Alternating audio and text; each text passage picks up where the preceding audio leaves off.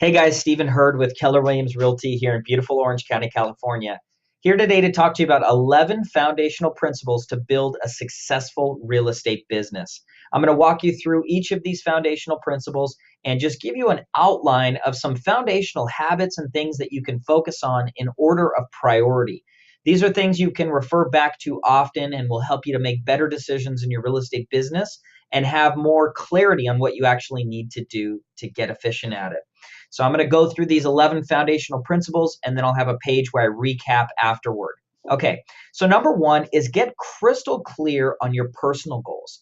What has to happen is if you're going to start a real estate business, you need to get really clear on what you want your personal life to look like, and then build a real estate business around that. So decide what you want your life to look like, and then build a real estate business that focuses on supporting that type of lifestyle. What many people do is they make the mistake of building their lifestyle around their real estate business. Well, here's the thing. How happy and fulfilled are you really going to be if you have a business that just consumes your life? Don't you want to travel the world? Don't you want to save for retirement? Don't you want to spend time with your loved ones? Well, if you do, you need to get crystal clear on what that looks like so you can build a business around that. Here's some questions you can ask yourself. What do I want my life to look like in the next 5 years? What are some things I would like to accomplish personal and professionally in the next 5 years? What vacations do I want to take with my family? What do I want to do to increase my physical health? Who do I want to develop relationships with over the next 5 years? What are things that I enjoy doing? Walk yourself through these questions and document those things so that you know what you want your life to look like, and then build a business around that amazing life. Number two, the second foundational principle to build a successful real estate business. Start with creating a consistent lead source for listings. So notice how I put start. You don't start with your website. You don't start with your business cards. You don't start with anything else. You start with creating a consistent lead source for listings. Now, obviously, you probably want to get business cards and all that. I'm just saying, if you need to make money now, you need to realize that this is where you start. Find a consistent listing source that you think you'll be good at and you can devote time to. That can be probate, for sale by owners, expired listings, circle dialing, door knocking, networking, past clients, all sorts of things. Whatever it is, start with really cultivating a consistent lead source for listings. Why do we want to do that? Because each listing you should be holding open houses for. When you hold open houses, you get buyer leads. So each listing should net you one sale. If you take 12 listings a year and you hold open houses for all of those, you should close 24 sales that year. So focus on creating the listings first. They give you more time, more leverage with your time. They give you more of a skill set with negotiating, marketing, and the things that are really important in this business. And they cause other people to work for you. If you put a listing up at a good price, you now have the entire real estate industry working to get it sold. So it gives you an advantage and a power position in this business. The third foundational principle to build a successful real estate business is to develop a consistent lead generation schedule. I don't care if I work out once a month for 6 hours. Once a month for 6 hours is not going to make me healthy. I need to work out every single day or multiple days a week with a consistent schedule.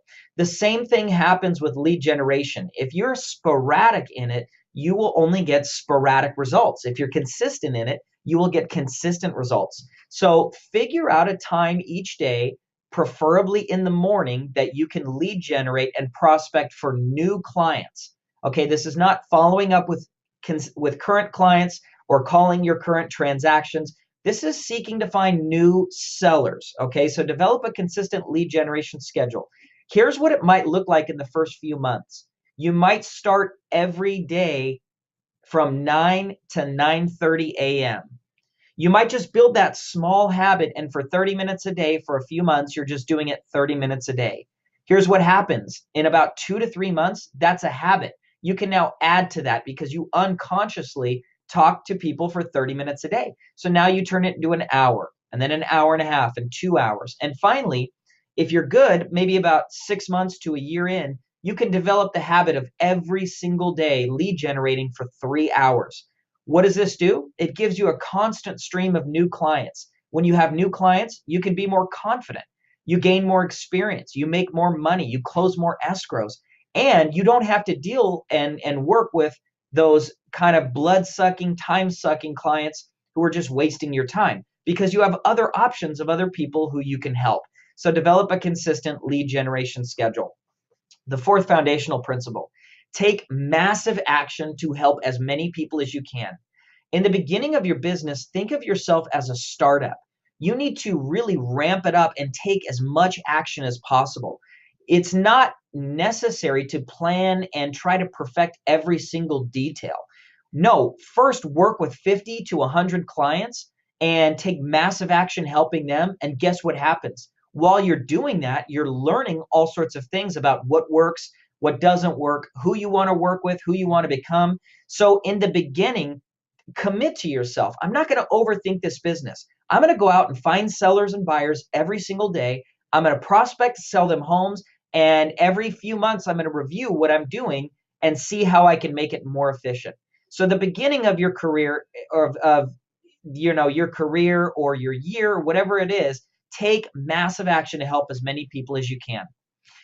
The fifth foundational principle to build a successful real estate business: practice and become more efficient.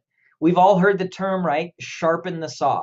Think about it. If now it takes you 100 people to set one appointment and you practice every day and you can now set one appointment per every 50 people you talk to, what happens? You put the same amount of work in and you get better results. That's called leveraging and efficiency. And when you practice, you become more confident.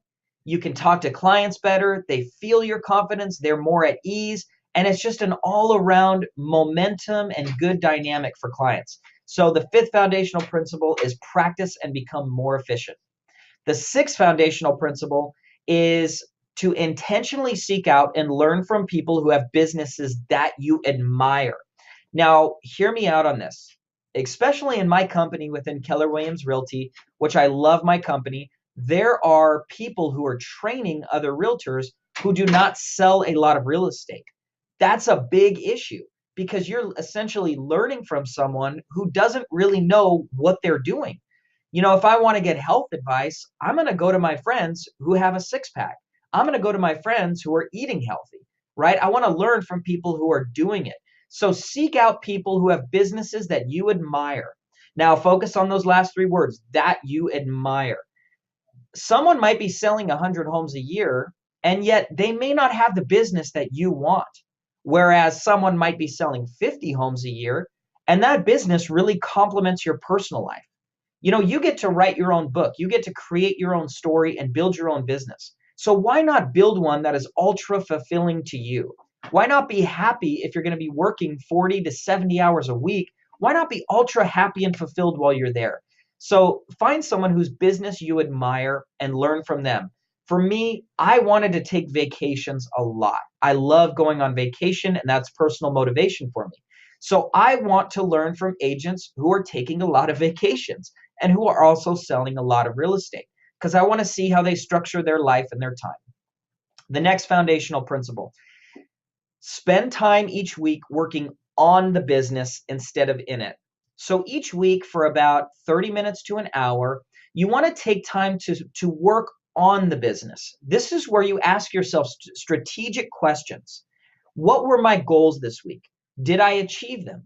What got in the way? What systems or tools can I put into place so that doesn't get in the way again? Where are my customers saying they need better service? What can I do to create better service for them? How can I create a better experience for my buyers and sellers? What can I do to leverage my time? I'm just walking you through a lot of the questions that I would ask myself each week because I want to become more efficient. I don't want to be living the same week for 10 years. I want to get better and better every single week. So work on the business instead of in it. Ask yourself strategic questions. How can I do this 10 times faster? If I got one mailer and it got me so many listing leads, How can I make that mailer get me more listing leads? What can I do to make it more credible? How can I get it in front of more people? So think about the strategic part of the business. Remember, you're competing against other real estate agents and other real estate companies. So have a strategy in place about how you're going to win that competition. The next principle is plan and budget your money wisely. Poor spending habits can cause you more heartache and hardship than anything else. Each month, take a look at the next 30 days. Let's say it's August 1st right now. Take a look at the next 30 days and list what all of your bills are and what pending commissions you have so that you know how much your cash flow is each month. And then if you have excess cash flow, you want to obviously save money for taxes, put money in your personal saving, and also reinvest back in the business. Let's say after taxes and savings and other things, you have $1,000, $1,500 left. And after you pay your bills, of course. Well, what you want to do is invest that in things like a client party, flyers, mailers, open house strategies, internet leads, something that will help build more leads and more business for you. So plan and budget your money wisely. Don't go out and buy the nicest car you can. Don't go out and buy the nicest suits you can. There's a lot of people who look rich and are really, really broke. And I'm telling you, I see a lot of them every single day that have a nicer car than me, nicer clothes than me. And I can guarantee you this person will never retire unless they change their habits. So live on less than you earn, be humble, and buy a reasonable car, reasonable clothes, and save your money until you can afford to pay for those things cash. Next principle, develop a customer obsession. Now, there's a distinction between customer obsession and customer satisfaction. Customer satisfaction says the customer is satisfied and the expectations I set were met. Customer obsession says I am passionate about making it as easy as possible to buy or sell real estate from me. I'm going to create an intuitive process that is constantly getting better for my client, and it provides so much value to them that they literally insist to their family and friends that they work with me when they're coming to buy or sell a home. Customer obsession is one of Amazon's foundational principles. If you notice, every year their service gets better, cheaper, and faster. That's how you want to be with your customers. Better, cheaper, and faster, saving them money, becoming more efficient in the way that you help them, and getting the transaction closed faster to meet their needs. So always be working to improve that. The way to develop a customer obsession is to realize how valuable each client is. Each client you get has the opportunity to send you a referral probably once a year. Now, if I have a client who's going to be living in their home for 5 to 10 years, and my average commission check is about $15,000 to $20,000 here in Orange County, California, you do the math. That customer is worth hundreds of thousands of dollars. So I need to treat them like someone who's paying me $100,000. And when I view it from that point, I start to give much better customer service. The second thing, the next foundational principle is each year get better at communicating with and adding value to past clients. So what you want to do is every single year, work at communicating more with your past clients and adding more value to them. A lot of real estate coaches will teach you to call them all the time and ask them for referrals. And sure, a few times a year, you should call and ask them for referrals. The rest of the year, you should be loving on them and caring for them and doing nice things for them. For example, I had a client recently who posted on Facebook that she just had another kid. So I commented on her Facebook post, and I'm going to reach out to her and say, hey, congratulations. I just wanted to say, I saw the photo of your kid. Looks like a, absolutely beautiful child. I am so happy for you. Is there anything you need? And just coming from a place of love, care, and contribution. When you have those kind of conversations with your clients, you will get repeat and referral business all day. The next and last foundational principle that most real estate agents don't talk about is continually innovating. You want to continually innovate. You always want to find ways to make the process more simple and intuitive for your clients and creating value propositions that they might not even know they want. Okay? I didn't know I wanted books delivered to my door. And what did Amazon do? They created a service that delivers books to their door. Now I'm hooked. So what you want to do for your clients is constantly survey them. Ask them, how was the transaction? What would have made it easier? What could I have done better?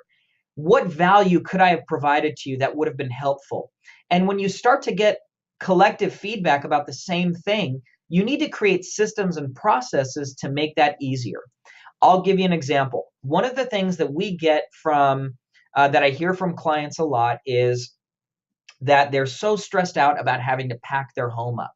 So one of the things I implemented a while back is I include contact information for one of our vendors who actually helps come and packs your furniture and everything in your house. They'll do it for you for a pretty reasonable fee. So that's something that the clients appreciate, and it makes the process more simple for them. So always be innovating. We're going into a time frame where technology, data, video, texting, these are all the things that clients are going to be wanting from us over the next 2 to 3 years. So innovating might be changing from email marketing to video marketing. It might be changing from calling more often to texting more often. So just think of ways you can innovate to communicate with clients the way that they need to be communicated with and treated. So let's recap real quickly because we went fast through 11 points. Number one, get crystal clear on your personal goals. Number two, start with creating a consistent lead source for your listings. Number three, develop a consistent lead generation schedule. Number four, take massive action to help as many people as you can. Number five, practice and become more efficient. Number six, intentionally seek out and learn from people who have businesses that you admire. Number seven, spend time each week working on the business instead of in it. Number eight, plan and budget your money wisely. Number nine, develop a customer obsession, not just customer satisfaction. Number 10, each year get better and better at communicating with and adding value to past clients. Number 11, continually innovate. Thank you for watching. Again, this is Stephen Hurd with Keller Williams Realty in Orange County, California. I hope you have an amazing day.